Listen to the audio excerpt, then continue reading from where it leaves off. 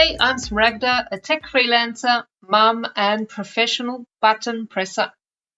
Hopefully it's just the device buttons I'm pressing and not people's, but you never know.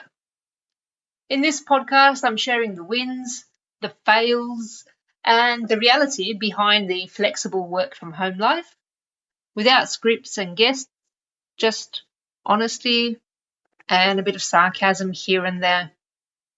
In this episode of I Had Plans, I want to talk about finding clients.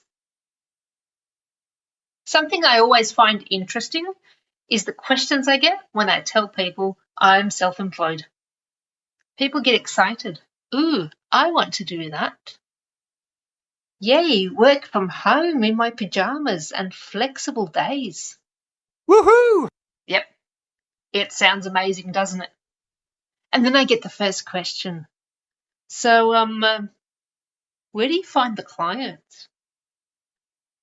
This question always makes me smile. I imagine a pot of gold waiting somewhere, but instead of gold, it's full of clients. You grab a few, you start your flexible dream life, and voila! Money, freedom, and all the snacks you want. I wish this magical solution existed. Hey, if someone could say, here they are, clients, go get them. Or if I could tell someone, it's easy. They're all in this site or in this Facebook group. They're waiting for you to reach out to them. Yes, we know the reality is a bit different. Clients don't just appear. You build a client base slowly. And there are some ways that will help you get started that I thought I'd share with you. So the first one is the good old networking. Tell people what you do. Your old colleagues, your friends, your neighbours, your LinkedIn connections. A simple message, hey, I'm freelancing now. If you know anyone who needs help, send them my way. Can work wonders. Second one is platforms. Depending on your niche, that could be a site like Upwork. Now, I know some people look down on sites like this, but I think they're a great way to find clients, and I've found them to be very effective. Third way you can build your client base is referrals. If you do great work, people will talk. And this is how a lot of freelancers get steady clients, because word of mouth is gold.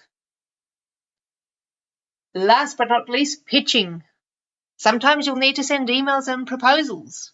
Will it feel awkward at first? Yes. Is it effective sometimes? Yes. Overall, it takes time, and there's no single place where clients are lined up like prizes.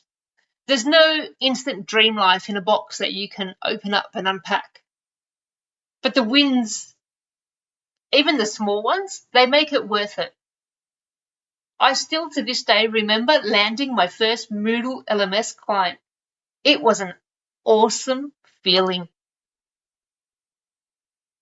So if you're thinking about freelancing, don't expect a magic client pot of gold. You can expect persistence. You can expect small wins, maybe a few awkward emails along the way, a lot of trial and error for sure, but it's always worth it. That's it for this episode of I Had Plans. Are you thinking about taking the leap into freelancing?